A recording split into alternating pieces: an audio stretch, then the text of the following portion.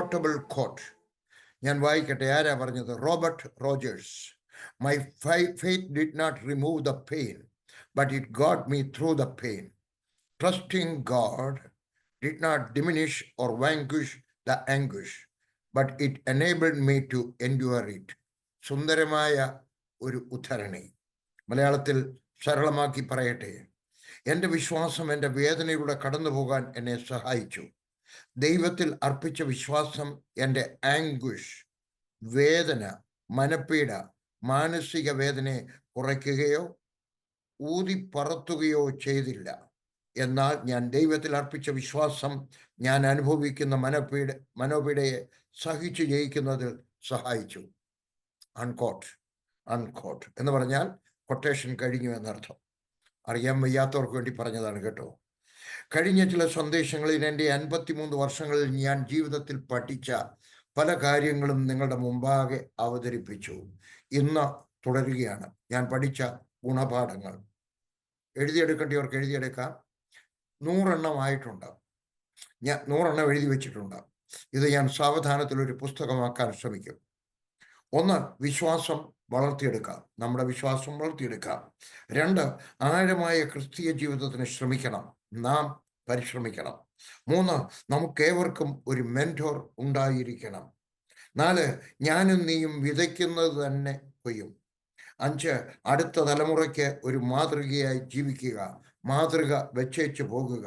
പിന്തുടരുവാൻ കൊള്ളാവുന്ന, മറ്റുള്ളവർക്ക്, നിങ്ങളുടെ മക്കൾക്ക്, കൊച്ചുമക്കൾക്ക്, മറ്റുള്ളവർക്ക് പിന്തുടരുവാൻ കൊള്ളാവുന്ന ഒരു മാതൃക വെച്ചേച്ച് പോവുക. 6, ഓപ്പോസിഷൻ സെക്സുമായിട്ട് അകലം പാലിക്കുക, പ്രത്യേകിച്ച് ഫോണിൽ. ഓപ്പോസിറ്റ് സെക്സ് എന്ന് പറഞ്ഞാൽ സ്ത്രീകൾക്ക് പുരുഷൻ, പുരുഷന്മാർക്ക് സ്ത്രീകൾ. 7, താണ നിലത്തെ നീരോടൂ. 8, ശത്രുക്കളെ ഉണ്ടാക്കരുത്. ശത്രു നിസ്സാരനാണെങ്കിലും ദോഷം ചെയ്യാം. 9, നിന്നേക്കാൾ ഉയർന്ന ചിന്തയും ജീവിതവും ഉള്ളവരെ സ്നേഹവലയത്തിൽ ആക്കുക. ചില വിസ്തരിച്ച് ഞാൻ പറഞ്ഞു.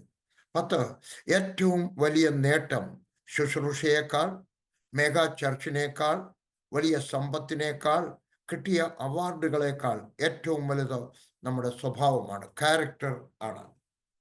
11, ഉന്നത വിദ്യാഭ്യാസമുള്ള ഭോഷന്മാരെ, അഹങ്കാരികളെ പരാജയമായി മരിച്ചതായിട്ട് ഞാൻ കണ്ടിട്ടുണ്ട്. ഓട്ടത്തിന്റെ അവസാന ഘട്ടത്തിൽ പേരുദോഷം ഉണ്ടാക്കി മരിച്ചവരെ ഞാൻ കണ്ടിട്ടുണ്ട്, ചരിത്രം കണ്ടിട്ടുണ്ട്. റിലേ റേസിന്റെ ലാസ്റ്റ് പേഴ്സൺ, 4 പേര് കമ്പും കൊണ്ട് ഓടുന്നത് കണ്ടിട്ടുണ്ടല്ലോ, റിലേ റേസ് എന്ന് പറയും.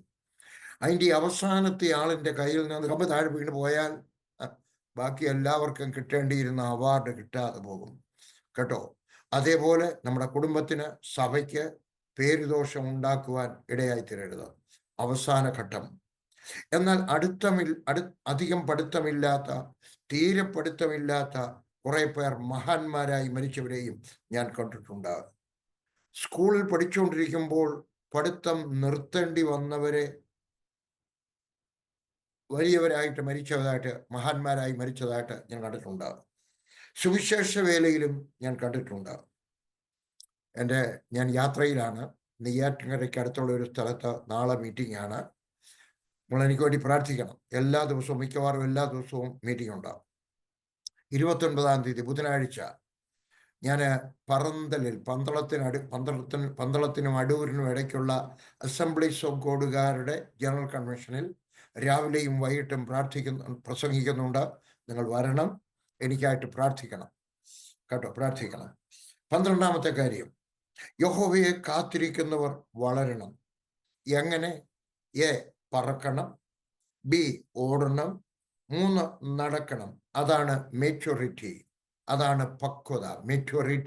മെച്യൂരിറ്റി നമ്മൾ പറയും, പക്വത.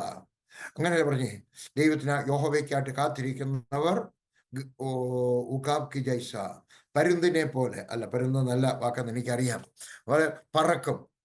ആദ്യം പറക്കും, ബൈബിൾ സ്കൂളിൽ നിന്നൊക്കെ ഇറങ്ങി വരുമ്പം പറക്കും, രക്ഷിക്കപ്പെട്ട് കഴിയുമ്പം പറക്കും, പിന്നെ ഓടും. പിന്നെ അതാണ് മെച്യൂരിറ്റി കേട്ടോ, അതാണ് പക്വത. 13, ആത്മീയ മക്കളെ, കുടുംബത്തിലെ മക്കളെ ലീഡർമാരാക്കി വളർത്തിയെടുക്കണം. അബ്രഹാം ഇസ്ഹാക്കിനെ വളർത്തിയെടുത്തു, ഇസ്ഹാക്ക് യാക്കോബിനെ വളർത്തിയെടുത്തു, ഏലിയ ഏലിശായെ വളർത്തിയെടുത്തു, പക്ഷെ എലീശ ആരെയും വളർത്തിയതായിട്ട് നാം കാണുന്നില്ല. മോശ യോശുവയെ വളർത്തിയെടുത്തു. യോശുവ ആരെയും വളർത്തിയെടുത്തതായിട്ട് കാണുന്നില്ല. നാം വളർത്തിയെടുക്കണം. പുതിയ നിയമത്തിൽ പൗലോസ് അനേകം പേരെ ഒന്നിച്ചു വളർത്തിയെടുത്തു. അങ്ങനെയാണെങ്കിൽ പുതിയ നിയമത്തിലെ നമ്മളും അനേകം പേരെ വളർത്തിയെടുക്കണം.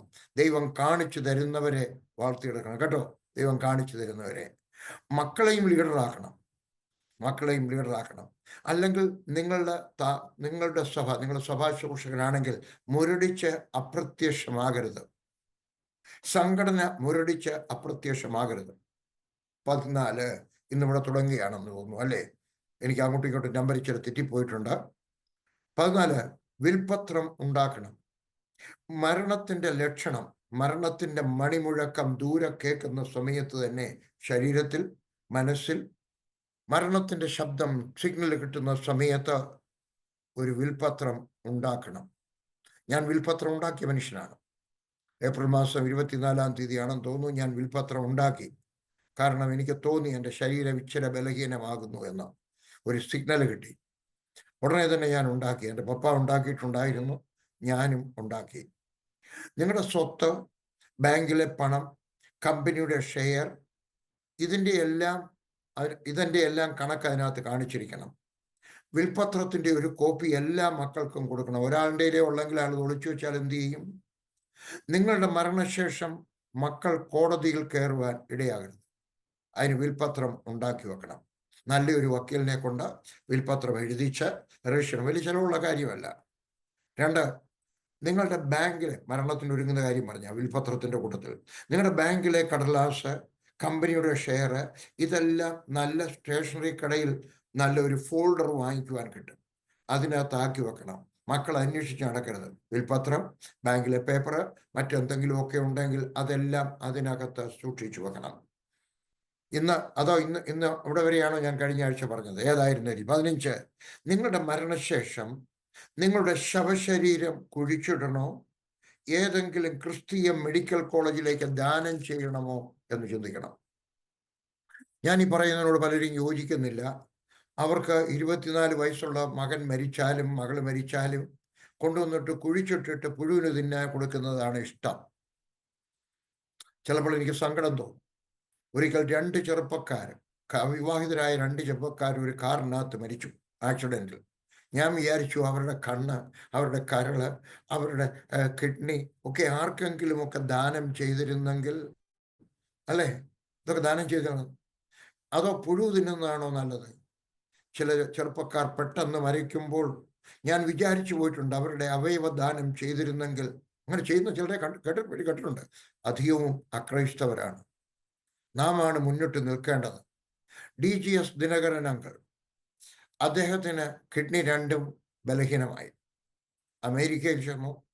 അമേരിക്കയിൽ ഒരു ആശുപത്രി ചെന്നവരെല്ലാം കൂടെ പ്രാർത്ഥിക്കും. പെട്ടെന്നൊരു ചെറുപ്പക്കാരൻ മരിച്ചു ആക്സിഡന്റിൽ.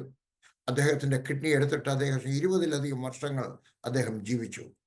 ആരോ ഒരാൾ അവയവദാനം ചെയ്തതിനാൽ നാമും ചെയ്യണമെന്നുള്ള അഭിപ്രായത്തിലാണ് ഞാൻ. എൻ്റെ ശരീരം അതേപോലെ തന്നെ മെഡിക്കൽ കോളേജിന് ദാനം ചെയ്യാൻ എഴുതി വെച്ചിരിക്കുകയാണ്. എന്താണ്? ആരെങ്കിലും ഒക്കെ പഠിക്കട്ടെ. പുഴു തിന്നാൽ എന്താ പ്രയോജനം? ഞാൻ ചോദിക്കുകയാണ്. അല്ലെ? ചിലർ പറയും ഉയർത്തെഴുന്നേൽക്കുമ്പോൾ മൊത്തം ശരീരം വേണ്ട. എൻ്റെ തങ്കക്കുടമേ, 10 ലക്ഷം പുഴു അതിനകത്തൊന്നുണ്ടായത്. ആ പുഴുവെല്ലാം പുല്ലും മരവും ഒക്കെയായി. ഇത് തിരിച്ചു വരുത്തുന്ന ജോലി നിങ്ങളുടേതല്ല, എൻ്റേതല്ല, ദൈവത്തിൻ്റെയാണ്. അത് ദൈവം ചെയ്യും കേട്ടോ. ഒന്നുമില്ലായ്മയിൽ നിന്നും സകലത്തിനെയും വിളിച്ചു വരുത്തിയവനായ ദൈവം. നമ്മുടെയും ശരീരം പുഴുവായത്, പുല്ലെന്ന് പറഞ്ഞാൽ പോച്ചയായത്, ചെടികളായത്, മരമായത്, പട്ടി തിന്നത്, വേറെ എന്തെങ്കിലുമൊക്കെ തിന്നത്, അതിനെ തിരിച്ചു കൊണ്ടുവരുവാൻ ദൈവത്തിന് കഴിയും. അതിനെപ്പറ്റി നാം പറയേണ്ട ആവശ്യമില്ല. 16 സരള. ഒരാൾ എൻ്റെ പറഞ്ഞു, സ്നേഹത്തോടെ പറഞ്ഞതാണ്, ഇതൊക്കെ ഒരു റാക്കറ്റാണ്. നമ്മുടെ ശരീരമൊക്കെ കൊടുത്തു കഴിഞ്ഞാൽ ഇത് വിറ്റ് കാശാക്കും.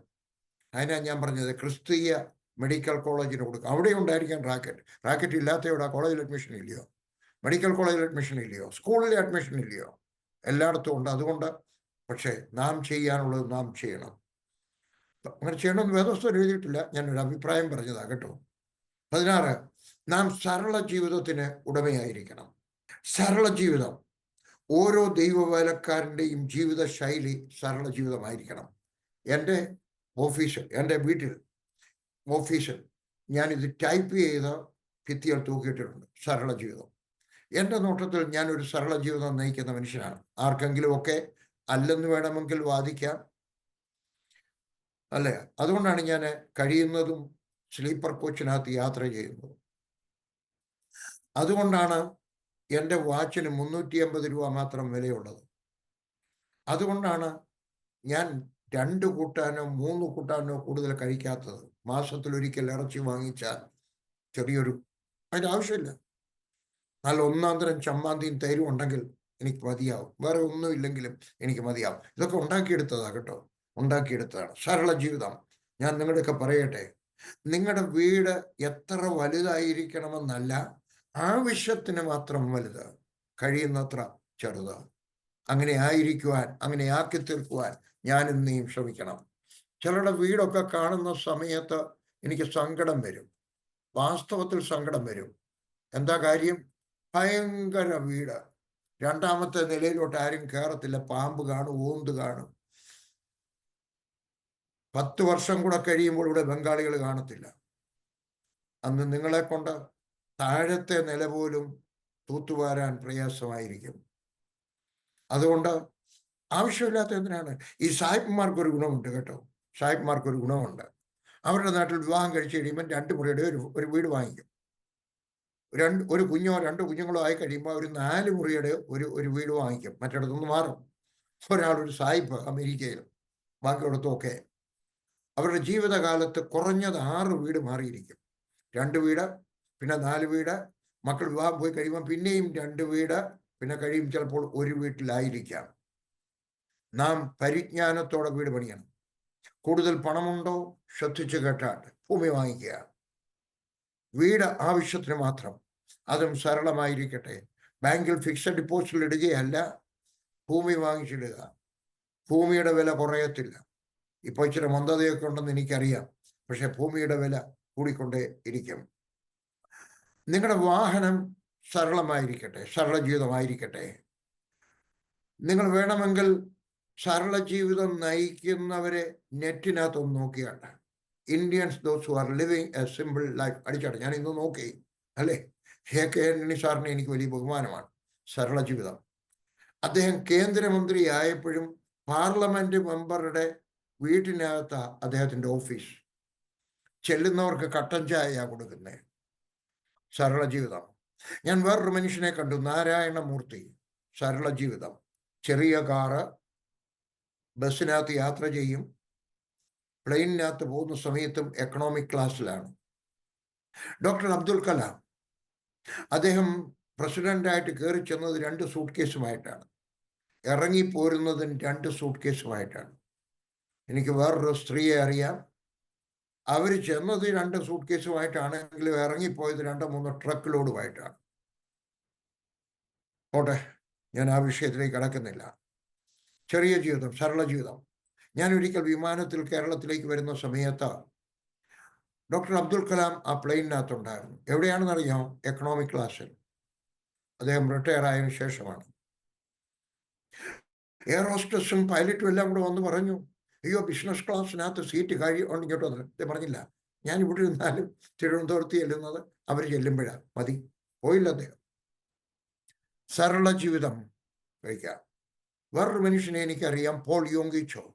അദ്ദേഹത്തിന്റെ സഭയിൽ 10 ലക്ഷം പേരുണ്ടായിരിക്കുമ്പോൾ അദ്ദേഹത്തിന്റെ വീട് സ്ക്വയർ ഫീറ്റിന്റെ ആയിരുന്നു. ഞാനത് വായിച്ചപ്പോൾ സ്ക്വയർ ഫീറ്റ് ഉണ്ട്, ബാൽക്കണി, വരാന്ത എല്ലാം ഉൾപ്പെടെ. ഞാൻ വിചാരിച്ചു, എൻ്റെ ദൈവമേ, 10 ലക്ഷം വിശ്വാസികളുള്ള ഒരു മഹാനായ പാസ്റ്റർ 1000 സ്ക്വയർ ഫീറ്റ്. അതും അദ്ദേഹത്തിന്റെ അല്ല, ചർച്ചിന്റെ ഒരു കോണിലാണ്. അദ്ദേഹത്തിന്റെ കാർ ഒരു നല്ല കാറാണ്, പക്ഷെ അതും അദ്ദേഹത്തിന്റെ അല്ല, ചർച്ചിൽ. സരള ജീവിതം. എത്രമാത്രം സരള ജീവിതം നയിക്കാം എന്നുള്ളത് നിങ്ങളുടെ ജീവിത ശൈലിയാക്കി മാറ്റാൻ ശ്രമിക്കണം. 17, നിങ്ങൾ ദശാംശം കണക്ക് നോക്കി കൊടുക്കണം. എവിടെ കൊടുക്കണം? അത് നിങ്ങൾ നിശ്ചയിച്ചാണ്. എത്ര കൊടുക്കണം നിങ്ങൾ നിശ്ചയിക്കണം. പക്ഷെ ഞാൻ ഇങ്ങനെ പറയുകയാണ്, വേദപുസ്തകത്തെ ആധാരമാക്കി നിങ്ങൾ കുറഞ്ഞത് 10% കൊടുക്കണം. അത് കൂടാതെ 1% കൂടെ കൊടുക്കണം. 10% കൊടുത്തിരിക്കണം, അല്ല 1% കൂടെ കൊടുക്കണം. ആ 1% കഴിയുമെങ്കിൽ സുവിശേഷം കേട്ടിട്ടില്ലാത്തവരുടെ ഇടയിൽ പ്രവർത്തിക്കുന്നവർക്കായിട്ട് കൊടുത്താണ്. ഇത് കേൾക്കുന്ന ചിലർ വിചാരിക്കും ഇത് എനിക്ക് വേണ്ടി തരാനാണെന്ന്. ഞാൻ ഒരിക്കലും അങ്ങനെ പറഞ്ഞിട്ടില്ല. തന്നാൽ വാങ്ങിക്കും, പക്ഷെ ഇത് എനിക്ക് വേണ്ടിയല്ല. ഞാൻ ഇന്ന് വരെ എൻ്റെ ഒരാവശ്യം ആരോടും സായിപ്പിനോട് പറഞ്ഞിട്ടില്ല, ഇന്ത്യക്കാരോട് പറഞ്ഞിട്ടില്ല, എൻ്റെ ബന്ധുക്കളോട് പറഞ്ഞിട്ടില്ല. ഞാൻ പറയുന്നത് നിങ്ങൾ ആർക്കെങ്കിലും കൊടുക്കണം. നിങ്ങൾക്ക് ഇഷ്ടമുള്ള ഒരു സുവിശേഷ വേലക്കാരന് കൊടുത്താട്ടെ. ഇഷ്ടമുള്ള അക്രൈസ്തവരുടെ ഇടയിൽ പ്രവർത്തിക്കുന്ന, പാലക്കാട്ടായിരിക്കാം, മലബാറിലായിരിക്കാം, കർണാടകത്തിലായിരിക്കാം, മഹാരാഷ്ട്രയിലായിരിക്കാം, ബീഹാറിലായിരിക്കാം, പഞ്ചാബിലായിരിക്കാം, എവിടെയെങ്കിലും പ്രവർത്തിക്കുന്ന ഒരാൾക്ക് എക്സ്ട്രാ 1% കൊടുക്കുക. ജോൺ റോക്ക് ഫെല്ലർ എന്നൊരാളുണ്ട്, എഴുതിയെടുക്കാൻ വേണമെങ്കിൽ നിങ്ങൾക്ക് വെബ് പേജിനകത്ത് കാണാം. അദ്ദേഹം ജീവിച്ചിരുന്ന 1839 മുതൽ 1937 വരെയാണ്. അദ്ദേഹം ഒരു അക്കൗണ്ടൻ്റായിട്ട്, അന്നത്തെ കാലത്ത് ബുക്ക് കീപ്പർ എന്നാണ് പറയുന്നത്. ഞാൻ പള്ളിക്കൂടത്തിൽ പഠിക്കുന്ന കാലത്തും അക്കൗണ്ടൻസി പഠിപ്പിക്കുന്നതിന് ബുക്ക് കീപ്പിംഗ് എന്നാണ് പഠിപ്പിച്ചുകൊണ്ടിരുന്നത്. അപ്പോൾ അങ്ങനെയുള്ള ഒരു ബുക്ക് കീപ്പർ ആയിരുന്നു, ഒരു അക്കൗണ്ടൻ്റ് ആയിരുന്നു. 16-ാമത്തെ വയസ്സിൽ, 20-ാമത്തെ വയസ്സിൽ അദ്ദേഹം ബിസിനസ് തുടങ്ങി. അദ്ദേഹം മില്യനെയറായി. ആദ്യത്തെ അമേരിക്കയിലെ മില്യനറിൽ ഒരാളായിരുന്നു അദ്ദേഹം. അദ്ദേഹത്തിൻ്റെ ടൈം മാഗസിൻ ഒരു ഇൻ്റർവ്യൂ എടുത്തു. ഞാൻ ആ ഇൻ്റർവ്യൂ വായിച്ചിട്ടുണ്ട്. എൻ്റെ സമയത്തല്ല ഇൻ്റർവ്യൂ ഉണ്ടായത്, പക്ഷെ പിന്നീട് ഒരാൾ എൻ്റെ അടുക്ക പറഞ്ഞപ്പോൾ, എന്നേക്കാൾ പ്രായമുള്ള എൻ്റെ ഒരു അളിയൻ പറഞ്ഞപ്പോൾ, ഞാൻ വേറൊരു സഹോദരിയുടെ അടുക്ക പറഞ്ഞു, അവർ ഇപ്പോഴത്തെ മാസികയെല്ലാം നമുക്ക് പഴയ മാസികകളൊക്കെ കണ്ടുപിടിക്കാനൊക്കെ ആർച്ചീവിൻ എന്ന് പറഞ്ഞ ഒരു കോളമുണ്ട്, അതിനകത്ത് പോകാറുണ്ട്. ആ സഹോദരി അത് കണ്ടിട്ട് അതിൻ്റെ ഒരു പ്രിൻ്റ് ഔട്ട് എനിക്ക് തന്നു. ഞാൻ വായിച്ചു. അദ്ദേഹത്തിൻ്റെ ന്യൂസ് റിപ്പോർട്ടർ ചോദിച്ചു, താങ്കൾ എങ്ങനെയാണ് മില്യനെയർ ആയത്? അദ്ദേഹം പറഞ്ഞു, എൻ്റെ അപ്പൻ ഭക്തനായിരുന്നു, ഞങ്ങളുടെ വീട്ടിൽ പ്രാർത്ഥനയുണ്ടായിരുന്നു, കുടുംബ പ്രാർത്ഥന ഉണ്ടായിരുന്നു. ഞായറാഴ്ച രാവിലെ കുടുംബ പ്രാർത്ഥനയ്ക്ക് ഇരിക്കും, ബ്രേക്ക്ഫാസ്റ്റ് കഴിയുമ്പോൾ ബ്രേക്ക്ഫാസ്റ്റ് ടേബിളിൽ. അദ്ദേഹം ഞങ്ങൾക്ക് എല്ലാവർക്കും ആ ആഴ്ചത്തെ പോക്കറ്റ് മണി തരും, 50 പൈസ. അന്നത്തെ കാലത്ത് വലിയൊരു തുകയാണ്. ആവശ്യത്തിന് തലമുടി വെട്ടണം, ഷൂ പോളിഷ് വാങ്ങിക്കണം, ചായ കുടിക്കണമെന്ന്, സ്കൂളിൽ പോകുമ്പോൾ എന്തെങ്കിലും വാങ്ങിക്കണമെന്ന് തോന്നിയാൽ എല്ലാം ഈ 50 പൈസയ്ക്കകത്ത് നടത്തണം. കഷ്ടിച്ച് ജീവിക്കാനേ കൊടുക്കത്തുള്ളൂ സായിപ്പ്മാരെ. നമ്മളാ വാരിക്കോരി കൊടുക്കുന്നത് മക്കൾക്ക് സ്കൂളിൽ പോകുമ്പോഴും കോളേജിൽ പോകുമ്പോഴും. ചീത്തയായിക്കോട്ടെ വേണമെങ്കിൽ, ആ ഉദ്ദേശത്തിലല്ല കൊടുക്കുന്നത്, പക്ഷെ അതങ്ങനെ സംഭവിക്കുന്നത് അല്ലേ? ലഹരി പദാർത്ഥങ്ങളൊക്കെ വാങ്ങിക്കാനും സിഗരറ്റ് വാങ്ങിക്കാനും. അദ്ദേഹം പറഞ്ഞു, അത് കഴിയുന്ന ഉടനെ ഒരു കപ്പ് അങ്ങോട്ട്, ഒരു കോപ്പ അങ്ങോട്ട് വെച്ചു, ഒരു ബൗൾ, എന്നിട്ട് പറയാം അതിൻ്റെ ദശാംശം ഇട്ടാണ് ചില്ലറയാണ് കൊടുക്കുന്നത്, 5 പൈസ അവിടെ ഇടുന്നു. അത് കഴിയുമ്പോൾ അവരുടെ ഓരോരുത്തരുടെയും ഓരോ പിഗ്ഗി ബാങ്ക് ഉണ്ട്, ഒരു വഞ്ചിയുണ്ട്, അതങ്ങോട്ട് നീക്കി വെച്ചു കൊടുക്കും. എന്തുമാത്രം ദശാംശം കൊടുത്തോ അത്രയും സേവ് ചെയ്താണ്. 5 പൈസ ദശാംശം, 5 പൈസ സേവ് ചെയ്തു. അദ്ദേഹം പറഞ്ഞു, ഞാൻ ദൈവത്തിന് കൊടുത്ത തുക കൂടി വന്നു. ദൈവത്തിന് കൊടുത്ത തുക കൂടി വന്നു. ഞാൻ എനിക്ക് വേണ്ടി സേവ് ചെയ്തതും കൂടി വന്നു. അവസാനം ഞാൻ മില്യനെയറായി. ആ തുക എടുക്കരുത് കേട്ടോ, അത് സേവ് ചെയ്യാൻ, അത് എടുക്കാൻ പാടില്ല. അത് ഭാവിയിലേക്ക്. ഞാൻ എൻ്റെ കൂട്ടുവേലക്കാരുടെ പറഞ്ഞിരിക്കുന്നത് 4 കാര്യത്തിനെടുക്കാം. 1, ഭൂമി വാങ്ങിക്കാൻ. 2, വീട് വാങ്ങിക്കാൻ. 3, മക്കളുടെ കോളേജ് പഠിത്തത്തിന്, സ്കൂൾ പഠിത്തത്തിനല്ല, കോളേജ് പഠിത്തത്തിന്. 4, അവരുടെ വിവാഹത്തിന്. ഒരു കാര്യം കൂടെ ഉണ്ട്, ആദ്യത്തേത് ഞാൻ 2 ഒന്നിച്ച് പറയേണ്ടതായിരുന്നു. പുരയിടം, വീടാണ്. 5-ാമത്തെ കാര്യം, പെട്ടെന്നൊരു അത്യാഹിതം ഉണ്ടായി, ആശുപത്രിയിൽ പോകേണ്ടി വന്നു, അതിനെടുക്കാം. ഒരു ആക്സിഡൻ്റ് ആയി, വേറെ എന്തെങ്കിലും ആയി, എടുക്കാം. അതുകൊണ്ട് നിങ്ങൾ സേവ് ചെയ്യണം, നിങ്ങൾ ദശാംശം കൊടുക്കണം. എന്തുമാത്രം ദശാംശം കൊടുക്കുന്നോ അത്രയും ഭാവിയിലേക്ക് സേവ് ചെയ്യണം. ഇന്ന് സേവ് ചെയ്യുന്നത് പഠിപ്പിക്കുന്നില്ല പല പാസ്റ്റർമാരും. കടം വാങ്ങിച്ച് ദൈവവേലയ്ക്ക് കൊടുത്തെന്ന് പറഞ്ഞു കഴിഞ്ഞാലും സഭാഷ് പറയുന്നത് തെറ്റാണ്. കടം വാങ്ങിക്കാൻ വിശ്വാസികളെ പഠിപ്പിക്കാൻ പാടില്ല. കടം വാങ്ങിക്കാതെ ജീവിക്കാനാണ് പഠിപ്പിക്കേണ്ടത്. ദൈവവേലയ്ക്ക് കൊടുക്കണം, കടം വാങ്ങിച്ചിട്ടല്ല. 18, നിങ്ങൾ ദൈവവേലക്കാരുടെയൊക്കെ പറയുകയാണ്, അപ്പൻ്റെയും അമ്മയുടെയൊക്കെ പറയുകയാണ്, നിങ്ങൾ റീച്ചബിൾ ആയിരിക്കണം, അൺറീച്ചബിൾ ആയിരിക്കരുത്. ആളുകൾക്ക് കാണാൻ അപ്പനും അമ്മയും മക്കൾക്ക് കാണാൻ യേശു റീച്ചബിൾ ആയിരുന്നു. അപ്പോസ്തലന്മാർ റീച്ചബിൾ ആയിരുന്നു.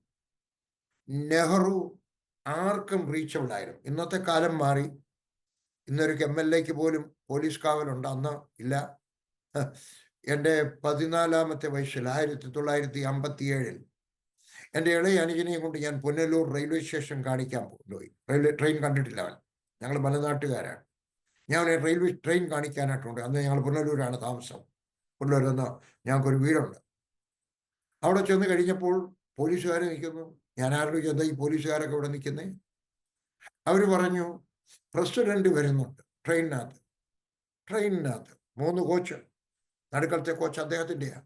വന്നിറങ്ങി എല്ലാവരും പോയി ഷേക്ക് ഹാൻഡ് ചെയ്ത് ഞാനും ഷേക്ക് ഹാൻഡ് ചെയ്തു. ഇന്നത് സാധിക്കുന്നില്ല, അവരുടെ കുഴപ്പമല്ല. പക്ഷെ നിങ്ങൾ റീച്ചബിൾ ആയിരിക്കണം. എല്ലാവരെയും കാണാൻ സമയം കൊടുക്കാൻ ഒക്കത്തില്ല.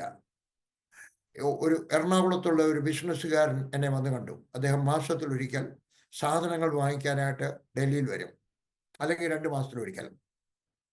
അപ്പോൾ എന്നെ ഫോൺ ചെയ്തു, എന്നെ വന്ന് കണ്ടു. അദ്ദേഹം തിരിച്ചു വന്ന് ഭാര്യയെടുക്കെ പറഞ്ഞു, ഞാൻ PG വർഷമാണ്. ആര് ചുമ്മാ ആയിരിക്കും, PG വർഷം നിങ്ങളെങ്ങനെ പോയി കാണാനൊക്കെ? ആൾക്ക് വലിയ പ്രയാസമില്ലയോ? അടുത്ത പ്രാവശ്യം അദ്ദേഹം വന്നപ്പോഴും വിളിച്ചു. ഞാൻ പറഞ്ഞു വരുന്നതാണ്. വന്നു കഴിഞ്ഞു വേണ്ടിയൊക്കെ പറഞ്ഞു, ഒരു കടലാസിനകത്ത് എഴുതി തരാൻ എന്നെ വന്ന് കണ്ടതിന് എങ്കിലേ എൻ്റെ ഭാര്യ വിശ്വസിക്കത്തുള്ളൂ. ഞാൻ റീച്ചബിൾ പേഴ്സണാണ്. എല്ലാവരെയും കാണാനൊക്കുന്നില്ല, അതൊരു പരമാർത്ഥമാണ്. പക്ഷെ എന്നെ കൊണ്ട് കഴിയുന്ന അത്രയും. ഇന്ന് ഞാൻ റോഡിലൂടെ നടക്കുകയായിരുന്നു, വൈകുന്നേരം നടക്കുകയായിരുന്നു. നെയ്യാറ്റിങ്കര റോഡിൽ കൂടെ നടക്കുകയായിരുന്നു. അവിടെ ഒരു ഗ്രൗണ്ട് ഉണ്ട്. ആ ഗ്രൗണ്ടിൽ പോയി ഞാൻ നടന്നു. അതിലോട്ട് കടന്നു. അപ്പോഴാ കാറിനകത്തൊരു കുടുംബം പോന്നു. അങ്കിളെ വിളിച്ചു. ആ ഭർത്താവ് ഓടി വന്നു. ഞാൻ അവർക്ക് ഒരു പാക്കറ്റ് കുഴലപ്പം വാങ്ങിച്ചുകൊണ്ട് കൊടുത്തു. അല്ലേ? റീച്ചബിൾ ആയിരിക്കണം. ആ റോഡിലൂടെ നടക്കുമ്പോഴായിരിക്കാം, വീട്ടിൽ വന്ന് കാണാനായിരിക്കാം, ഓഫീസിൽ വന്ന് കാണാനായിരിക്കാം. നിങ്ങൾ ദൈവവേലക്കാരാണെങ്കിൽ ആർക്കും നിങ്ങളെ കാണാനുള്ള ഒരു അവസരം കൊടുക്കണം. അമ്മയപ്പന്മാർ മക്കൾക്ക് അവസരം കൊടുക്കണം. കൊച്ചുമക്കള് അവസരം കൊടുക്കണം. Hallelujah, hallelujah. ഇപ്പോഴേ ഞാൻ കുറച്ച് ആളുകളെ കാണുന്നുള്ളൂ എന്നാണ് ഞാൻ സമ്മതിക്കുന്നു. എൻ്റെ പ്രായം, ഞാൻ ധൃതിയിലുള്ള ഒരു മനുഷ്യനായി. എനിക്ക് നാളെ വൈകിട്ട് വേറെടുത്ത് പ്രസംഗിക്കണം. എനിക്ക് നാളെ സന്ദേശം ഉണ്ടാക്കിയെങ്കിലേ ഒക്കത്തുള്ളൂ. വേറെ ഒത്തിരി കാര്യങ്ങളുണ്ട്. എങ്കിലും എന്നെ കൊണ്ട് കഴിയുന്ന അത്രയും ആളുകളെ കാണുന്നവരുടെ വീട്ടിൽ പോയി കാണുന്നു. ചിലപ്പോൾ ആശുപത്രിയിലായിരിക്കും ഞാൻ പോയി കാണുന്നു. ഹല്ലേലൂയ. നിങ്ങളും റീച്ചബിൾ ആയിരിക്കണം. വിദ്യാസാഗർ എന്ന് പറഞ്ഞ ഒരു മഹാനായ മനുഷ്യൻ, മഹാത്മാഗാന്ധി, രവീന്ദ്രനാഥ് ടാഗോർ അവരുടെയൊക്കെ കാലത്ത് ജീവിച്ചിരുന്നു. അദ്ദേഹത്തിന് ഈ സുവിശേഷം കേട്ട് കഴിഞ്ഞപ്പോൾ ഒരു താല്പര്യം തോന്നി. ശ്രദ്ധിച്ചു കേൾക്കണം ദൈവദാസന്മാർ. അദ്ദേഹത്തിന് തോന്നി, എനിക്ക് യേശുവിനെ പറ്റി ഒന്ന് കേൾക്കണം. അദ്ദേഹം കൽക്കട്ടയിലാണ് താമസിക്കുന്നത്. കൽക്കട്ടയിലുള്ള ബിഷപ്പ് ചെന്ന് വെച്ചാൽ ഗേറ്റിലവിടെ അവിടെ സെക്യൂരിറ്റി ഗാർഡുണ്ട്. അന്നത്തെ കാലത്ത് ചൗക്കിദാർ എന്നാണ് പറയും. അദ്ദേഹം പറഞ്ഞു, ഇവിടെ ആരെ കാണണം? പറഞ്ഞു, എനിക്ക് ഇവിടുത്തെ ബിഷപ്പിനെ കാണണം. ബിഷപ്പ് ഹൗസിലാണ് പോയത്. അങ്ങളാരാ? അദ്ദേഹം ചെരുപ്പ് ഇട്ട് ഈ ബ്രാഹ്മണർ ഉടുക്കുന്നത് പോലെ മുണ്ട് ഉടുത്തൊരു ജുബായും ഒക്കെ ഇട്ട് തേക്കാത്തതാണ്, അത് വിട്ടാ വന്നിരിക്കുന്നത്. നിങ്ങൾ ആരാ? അതിൻ്റെ പേര് ഒരു കടലാസിനകത്ത് എഴുതി തന്നാട്ട്. എഴുതി കൊടുത്തു. ആ ചൗക്യദാർ കൊണ്ടുപോയിട്ട് ബിഷപ്പിനെ കാണിച്ചു. ബിഷപ്പ് പറഞ്ഞു, ഒരു അപ്പോയിൻമെന്റ് എടുത്തിട്ട് വരാൻ പറ, ഇന്ന് കാണാനൊക്കത്തില്ല. വിദ്യാസാഗർ പറഞ്ഞ മറുപടി കേട്ടാട്ട്, ഞാൻ വിചാരിച്ചത് ഇവിടെ യേശുവിൻ്റെ ഭക്തന്മാരുണ്ടെന്നാണ്. ഇപ്പോൾ എനിക്ക് മനസ്സിലായി, ഇവിടെയുള്ളതൊക്കെ സാഹബാണ്, യജമാനന്മാരാണ്. പിന്നെ ഒരിക്കലും യേശുവിനെ പറ്റി കേൾക്കാൻ വന്നില്ല. ആരാണ് വിദ്യാസാഗർ? ഗാന്ധിജിയെ പോലുള്ള ഒരാള്, രവീന്ദ്രനാഥ് ടാഗോറിനെ പോലുള്ള ഒരാള്. ആ മനുഷ്യൻ യേശുവിൽ നിന്ന് അകന്നുപോയി. We must be reachable. 19 വാഗ്വാദം ചെയ്യുന്നവരെ കാണുമെന്ന് ഞാൻ പറഞ്ഞില്ല. പക്ഷെ പ്രാർത്ഥനയ്ക്ക് ഒരാൾ വന്നാൽ അയാൾ പാവപ്പെട്ടവനായിരിക്കാം കാണണം. 19 നിങ്ങളുടെ സന്ദേശം ദൈവവേലക്കാരുടെയൊക്കെ പറയുകയാണ്. മാതാപിതാക്കളും വീട്ടിൽ കുടുംബ പ്രാർത്ഥനയിൽ പറയുന്ന സന്ദേശം വളരെ സരളമായ ഭാഷയിലായിരിക്കട്ടെ. ചിലർ പ്രസംഗിച്ചു കഴിഞ്ഞാൽ മനസ്സിലാകത്തില്ല ആർക്കും. ചിലർ സരളമായ വിഷയം എടുത്തിട്ട് കോംപ്ലിക്കേറ്റഡ് ആക്കും. മലയാളത്തിൽ ചിന്തിക്കട്ടെ, സരളമായ വിഷയം എടുത്ത് കഠിനമാക്കി തീർക്കും, മനസ്സിലാക്കാൻ പ്രയാസം. ഒരാളുടെ പേര് പറയത്തില്ല, അദ്ദേഹം പ്രസംഗിച്ചാൽ കേൾവിക്കാരുടെ തലയുടെ മേളിൽ കൂടെ അങ്ങ് പോകത്തേ ഉള്ളൂ. കാരണം പറയുന്നില്ല ഫിലോസഫിയാണ്. 1983 ബില്ലി ഗ്രഹാമിന്റെ മീറ്റിങ്ങിന് ചെന്നപ്പോൾ ബില്ലി ഗ്രഹാം ഇങ്ങനെ പറഞ്ഞു, ഞാൻ അവിടെ ഉണ്ടായിരുന്നു: നിങ്ങളൊരു കോളേജ് പ്രൊഫസറോടും പഠിത്തമില്ലാത്ത ഒരു കർഷകനോടും സംസാരിക്കുകയാണെങ്കിൽ പ്രസംഗിക്കുക, അവർ രണ്ടുപേരും നിങ്ങളുടെ മീറ്റിങ്ങിന് ഇരിപ്പുണ്ടാകും. കർഷകനോട് സംസാരിച്ചാൽ രണ്ടുപേർക്കും മനസ്സിലാവും. പ്രൊഫസറിനോട് സംസാരിച്ചാൽ കർഷകന് മനസ്സിലാവത്തില്ല. നിങ്ങളുടെ മക്കളോട് സംസാരിക്കുമ്പോൾ കുടുംബ പ്രാർത്ഥനയിൽ സരളമാക്കി പറയുക. പണ്ഡിത രമാഭായി എന്ന് നിങ്ങൾ കേട്ടിട്ടുണ്ട്. ഞാൻ ഈ പറയുന്ന ചില പേരുകളൊക്കെ എടുത്ത് നിങ്ങൾക്ക് വെബ് പേജിൽ പോയി നോക്കുന്നത് നല്ലതായിരിക്കും. പണ്ഡിത, അവരൊരു ബ്രാഹ്മണ സ്ത്രീ ആയിരുന്നു. അതുകൊണ്ടല്ല പണ്ഡിത എന്നുള്ള പേര് കിട്ടിയത്. അവർക്ക് ഹിന്ദു യൂണിവേഴ്സിറ്റിയിൽ നിന്ന് കിട്ടിയ 2 ഡിഗ്രിയാണ്, സരസ്വതിയും പണ്ഡിതായും. പണ്ഡിത രമാഭായിക്ക് യേശുവിനെ പറ്റി കേൾക്കണമെന്നൊരു താല്പര്യം തോന്നി പഠിച്ചുകൊണ്ടിരിക്കുമ്പോൾ. കാരണം അവർ ഹിന്ദു പണ്ഡിതയാണ്. ഇത് ആരാണ്ട് പറഞ്ഞു ഇരുന്ന് കെട്ടുകളയാം. ഒരു മീറ്റിങ്ങിന് പോയി, അവരവിടെ ഇരുന്നു. അപ്പോൾ അന്നത്തെ ബ്രിട്ടീഷുകാരായ അല്ലെങ്കിൽ അമേരിക്കക്കാരായ മിഷണറിമാരുടെ യോഗത്തിലായിരുന്നു. അവരാണ് പ്രസംഗിക്കുന്നത്. അവർ പറഞ്ഞു, ഒരു സഭായോഗമാണ്, നമുക്ക് പ്രാർത്ഥിക്കാം. സായിപ്പ്മാർ അന്ന് ചെയ്തു വന്നതുപോലെ എല്ലാവരും മുട്ടുകുത്തി കസേരയിലോട്ട് മുഖം വെച്ചു. അവർ പറഞ്ഞടാ, ഇവർ കസേരയെ ആരാധിക്കുന്നു. അവർ വീട്ടിൽ പോയി. എന്താ കാര്യം? നമുക്ക് മുട്ടുകുത്താം, കസേരയിലോട്ട് മുഖമമർത്തി പ്രാർത്ഥിക്കാമെന്ന് പറഞ്ഞിരുന്നെങ്കിൽ അവർക്ക് മനസ്സിലാകുമായിരുന്നു. ഞാൻ ഒരു മനുഷ്യനെയും കൊണ്ട് എൻ്റെ കൂടെയുള്ള പട്ടാളത്തിലായിരിക്കും സമയത്ത് എൻ്റെ കൂടെയുള്ള ഒരാളിൻ്റെ കുഞ്ഞ് മരിച്ചപ്പോൾ ആ കുഞ്ഞിൻ്റെ ശവമടക്കിന് വേണ്ടി ഞങ്ങൾ ചർച്ചിലോട്ട് പോയി. ഒരു ഹിന്ദുവായ ഒരു മനുഷ്യനെ കൂടെ കൊണ്ടുപോയി. ചെന്നപ്പോൾ പ്രാർത്ഥിക്കാനായിട്ട് മുട്ടുകുത്തിയപ്പോൾ എല്ലാവർക്കും അവരോരോ കുഷൻ കൊടുത്തു മുട്ടുകുത്താൻ. ആ ഹിന്ദു എന്തെങ്കിൽ അത് കഴിഞ്ഞപ്പോൾ ചോദിച്ചു, എന്താ ഞങ്ങളൊക്കെ എത്രയോ നേരം ആ മുട്ടുകുത്തി പ്രാർത്ഥിക്കുന്നത്, കുഷൻ ഇട്ടെങ്കിലേ മുട്ടുകുത്താനൊക്കത്തുള്ളൂ. നമ്മുടെ ഭാഷ സരളമായിരിക്കട്ടെ. മറ്റുള്ളവർക്ക് തടങ്കൽപ്പാറ ഉണ്ടാക്കുന്നതല്ല, അവർക്ക് മനസ്സിലാകുന്ന വിധത്തിൽ ആയിരിക്കട്ടെ. രമാഭായ്, പണ്ഡിത രമാഭായ് വേറൊരു മറ്റുള്ളവർ പറഞ്ഞു, നിങ്ങൾക്ക് മനസ്സിലാവാഞ്ഞിട്ടാ വന്നാട്ടെ. വേറൊരു മീറ്റിങ്ങിന് കൊണ്ടുപോയി. അവിടെ ചെന്ന് കഴിഞ്ഞപ്പോൾ അവിടെ ഹോളി കമ്മ്യൂണിയൻ ഉണ്ടായിരുന്നു, കർത്തൃമേശ ഉണ്ടായിരുന്നു. അവർ കർത്തൃമേശയ്ക്ക് ഇങ്ങനെ പ്രസംഗിക്കുമ്പോൾ പറഞ്ഞു, ഇതാ ദൈവത്തിൻ്റെ പുത്രൻ്റെ മാംസം നാം തിന്നുകയും ചോര നാം കുടിക്കുകയും ചെയ്യാൻ പോവാണ് എന്ന് പറഞ്ഞ് വെച്ച് മേശപ്പുറത്ത് വെച്ചിരുന്ന ഏതാണ്ട് മൂടി വെച്ചിരുന്ന തുണിയിലോട്ട് കാണിച്ചു. അവരിറങ്ങി ഓടിക്കളഞ്ഞു. എടാ, ഇവരൊരു കൊച്ചിനെ കൊന്നും വെച്ച് അതിൻ്റെ മാംസവും ചോരയും കുടിക്കാൻ പോവാ, മാംസവും തിന്ന് ചോര കുടിക്കാൻ പോവാണ്. നമ്മുടെ സംസാരം ക്രിസ്ത്യാനിക്കും മനസ്സിലാവണം, ഇങ്ങനെ പറയട്ടെ, വിശ്വാസിക്കും മനസ്സിലാവണം, നാമധേയ ക്രിസ്ത്യാനിക്കും മനസ്സിലാകണം, അവിശ്വാസിക്കും മനസ്സിലാകണം. എന്നാൽ പണ്ഡിത രമാഭായി ക്രിസ്ത്യാനിയായി. എന്താ കാര്യം? ഇംഗ്ലണ്ടിലായിരിക്കുന്ന സമയത്ത് അവർ ഇംഗ്ലണ്ടിൽ രൂപ പിരിക്കാൻ പോയതാ. ഹിന്ദുക്കളുടെ ഒരു അനാഥശാല നടത്താനായിട്ട് രൂപ പിരിക്കാൻ പോയതാണ്. അവിടെ വെച്ച് ആംഗ്ലിക്കൻ ചർച്ചിലെ ഒരു കന്യാസ്ത്രീയുടെ ജീവിതം കണ്ടു. അവർ ക്രിസ്ത്യാനിയായി. ഉപദേശം കേട്ടിട്ടില്ല, ജീവിതം കണ്ടിട്ട്. നമ്മുടെ ജീവിതം നമ്മുടെ സന്ദേശം ആയിരിക്കട്ടെ. മദർ തെരേസ, അവരുടെ സ്ഥാപനത്തിൽ ജോലി പെന്തിക്കോസ് ചെയ്യുന്ന പെന്തിക്കോസുകാരുണ്ട്, പെന്തിക്കോസുകാരല്ലാത്തവരുണ്ട്, സായിപ്പ്മാരുണ്ട്, ഇന്ത്യക്കാരുണ്ട്. ഞാൻ കണ്ടിട്ടുണ്ട്. എന്തുകൊണ്ട് അവരവിടെ പ്രവർത്തിക്കുന്നറിയാം? അവർക്ക് ചോദിച്ചാണ്, നിങ്ങൾക്ക് എന്തെങ്കിലും പറയാനുണ്ടോ? നല്ലതേ പറയാനുള്ളൂ. നമ്മുടെ ജീവിതം നമ്മുടെ സന്ദേശമായിരിക്കട്ടെ. നമ്മുടെ സന്ദേശം ആയിരിക്കട്ടെ. ഒരു പോയിന്റ് കൂടെ പറയാം.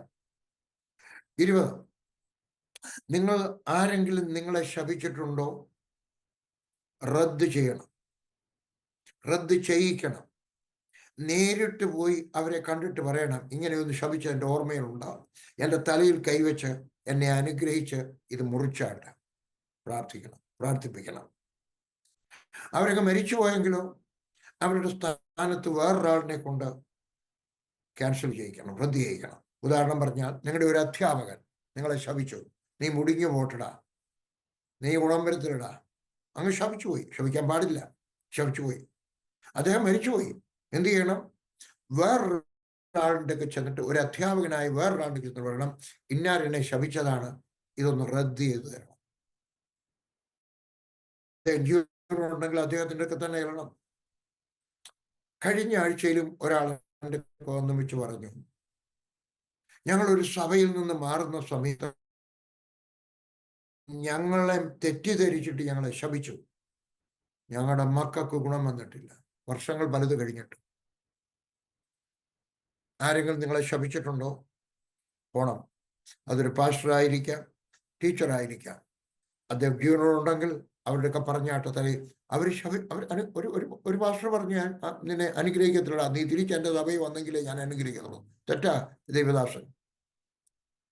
യേശു ആയിരുന്നെങ്കിൽ ചെയ്യുമായിരുന്നു അല്ലേ? അപ്പോൾ ആണെങ്കിൽ വേറൊരു ദൈവദാസനെ കൊണ്ട് അനുഗ്രഹിക്കണം കേട്ടോ. അമ്മയാണോ ശപിച്ചത്? വേറൊരു അമ്മയുണ്ടോ? ആ അമ്മയെ പോയി കണ്ടിട്ട് വേറൊരു അമ്മയുണ്ടോ? അമ്മയുടെ അനിയത്തി, അമ്മയുടെ ജ്യേഷ്ഠത്തി, അല്ലെങ്കിൽ വേറൊരു അമ്മയുടെ സ്ഥാനത്തുള്ള ഒരാൾ, അവരെ കൊണ്ട് അനുഗ്രഹിപ്പിക്കണം. വേറൊരു ദൈവദാസനെ കൊണ്ട് അനുഗ്രഹിപ്പിക്കണം കേട്ടോ. അതുപോലെ തന്നെയാണ് നിങ്ങളുടെ സമ്പത്ത് ശാപകാരണമായി തീരരുത്. എന്ന് പറഞ്ഞാൽ വേറെ ആരെങ്കിലും കണ്ണുനീര് ഒഴുക്കിയതാണോ നിങ്ങളുടെ സമ്പത്ത്? ന്യായമായിട്ടല്ലാതെ. നിങ്ങളുടെ സഹോദരന്റെ സമ്പത്ത് നിങ്ങൾ സ്വന്തമാക്കിയതാണോ? സഹോദരിയുടെ സമ്പത്ത് നിങ്ങൾ സ്വന്തമാക്കിയതാണോ? അവിടുന്ന് അവർ അയച്ചു കുവൈറ്റിൽ നിന്ന് അയച്ചു തന്ന രൂപ നിങ്ങൾ നിങ്ങളുടേതാക്കി വെച്ചിട്ടുണ്ടോ? അതിനൊക്കെ ഒരു ശാപമുണ്ട് അല്ലേ? ശാപമുണ്ട്. അവരുടെ കണ്ണുനീര് നിലനിൽക്കും. എൻ്റെ പപ്പ ഞങ്ങളെ മക്കളോട് പറഞ്ഞിട്ടുള്ള 100 പ്രാവശ്യം അതിലധികം പ്രാവശ്യം പറഞ്ഞിട്ടുള്ളൊരു കാര്യമുണ്ട്. എൻ്റെ മക്കൾക്കാർക്കും ദോഷം വരത്തില്ല. കാരണം ഒരു പാവപ്പെട്ടവൻ്റെയും കണ്ണുനീര് എൻ്റെ മുറ്റത്ത് വീണിട്ടില്ല, എൻ്റെ പടിക്കൽ വീണിട്ടില്ല. അന്നത്തെ ഭാഷയാണ്. എൻ്റെ ഗേറ്റിൽ വീണിട്ടില്ല, അതാ പഠിക്കുന്നത്. നിങ്ങളുടെ പുരയിടം, നിങ്ങളുടെ ബാങ്ക് ബാലൻസ്, നിങ്ങളുടെ ഡിഗ്രി, ഇതിലൊന്നിലും വേറൊരാളിൻ്റെ കണ്ണുനീര് വരരുത്. നിങ്ങളുടെ സഭ, നിങ്ങൾ സഭ നേടിയെടുത്തായിരിക്കും. വേറൊരാളുടെ സഭ രണ്ടാക്കി ആ ദൈവദാസൻ കരഞ്ഞു കാണും. എൻ്റെ ദൈവമേ, ഞാൻ അവനെ ചോറ് കൊടുത്ത് എൻ്റെ ഈ സഭയിൽ കൊണ്ടുവന്ന, ഞാൻ അവനെ എൻ്റെ അസിസ്റ്റന്റ് പാസ്റ്റർ ആക്കിയത്, എൻ്റെ സഭയിൽ ഉപദേശിയാക്കിയത്, അവൻ എനിക്ക് ഗുണം ചെയ്യുമെന്ന് വിചാരിച്ച അവൻ ഇതാ രണ്ടായിട്ട് പിരിച്ചുകൊണ്ട് പോയല്ലോ. കർത്താവ് അവനോട് കരുണ കാണിക്കണേ. എന്നിട്ട് ശപിച്ചു കാണും. ചിലപ്പോൾ ശപിക്കാതെയും കരഞ്ഞു കാണും. ചെയ്തു പോയിട്ടുണ്ടോ? ചെന്നിട്ട് ക്ഷമ ചോദിച്ചാട്ട്. എൻ്റെ അറിവില്ലായ്മയുടെ കാലത്ത് അങ്ങനെ എൻ്റെ പലരും ക്ഷമ ചോദിച്ചിട്ടുണ്ട് കേട്ടോ. ക്ഷമ ചോദിക്കാത്തവരുമുണ്ട്. പലരും വന്ന് വർഷങ്ങൾ കഴിഞ്ഞിട്ടാണെങ്കിലും വന്നു കഴിഞ്ഞും വെച്ച് കാലത്തൊട്ട് തൊഴുതിട്ട് ക്ഷമിക്കണം കേട്ടോ, എവിടെയൊക്കെയോ തെറ്റ് പറ്റിപ്പോയി. ഞാനും ക്ഷമ ചോദിച്ചിട്ടുണ്ട്. എത്രയോ പേരെടുക്കാം. ഈ കഴിഞ്ഞ മാസത്തിലും അതെ ഡിസംബർ മാസത്തിലും ഞാൻ ക്ഷമ ചോദിച്ചു. എൻ്റെ കൂടെ പ്രവർത്തിച്ചിട്ട് പിരിഞ്ഞു പോയവർക്ക് ക്ഷമ ചോദിച്ചു. കണ്ടപ്പോൾ സഹോദര ക്ഷമിക്കണം, സഹോദരി ക്ഷമിക്കണം, അറിവില്ലായ്മയുടെ കാലത്ത് ചെയ്തു പോയതാ, അല്ലെങ്കിൽ ദേഷ്യം വന്നപ്പോൾ പറഞ്ഞു പോയതാണ്, ക്ഷമിക്കണം. ശാപം മുറിച്ചു മാറ്റുക. ശാപവുമായിട്ട് നടക്കരുത്. നിങ്ങളുടെ മക്കൾക്ക് ശാപം വെച്ചേച്ച് പോകരുത്. നിങ്ങൾക്ക് കൂടുതൽ ഈ വിഷയത്തിൽ അറിയണമെങ്കിൽ എൻ്റെ ഒരു പ്രസംഗം യൂട്യൂബിൽ കിടപ്പുണ്ട്. ശാപം വിട്ടൊഴിയുക. 3.5 മണിക്കൂർ നേരത്തെ ഒരു പ്രസംഗം, അസാധാരണമായ ഒരു ബൈബിൾ സ്റ്റഡി. നിങ്ങളിത് കാണണം. നിങ്ങളത് കാണിക്കത്തില്ല, പിശാച് കാണിക്കത്തില്ല. കാരണം നിങ്ങൾ ശപിക്കപ്പെടണമെന്നാണ് പിശാചിൻ്റെ ആഗ്രഹം. നിങ്ങളുടെ മക്കൾ ശപിക്കപ്പെടണമെന്നാണ്. അതുകൊണ്ട് നിങ്ങൾ കണ്ടുകൊണ്ടിരിക്കുമ്പോൾ അപ്പച്ചൻ കയറി വരും, അമ്മച്ചി കയറി വരും, പാസ്റ്റർ കയറി വരും, പട്ടക്കാരൻ കയറി വരും. നിങ്ങളെ കാണിക്കത്തില്ല. അതുകൊണ്ട് വെളിയിൽ നിന്ന് കതവ് കൂട്ടി ഒരു നോട്ടീസ് ഒട്ടിക്കഴിഞ്ഞാൽ ഡോണ്ട് ഡിസ്റ്റർബ്. കർത്താവ് നിങ്ങളെ അനുഗ്രഹിക്കട്ടെ. അടുത്ത ആഴ്ച വീണ്ടും കാണാം.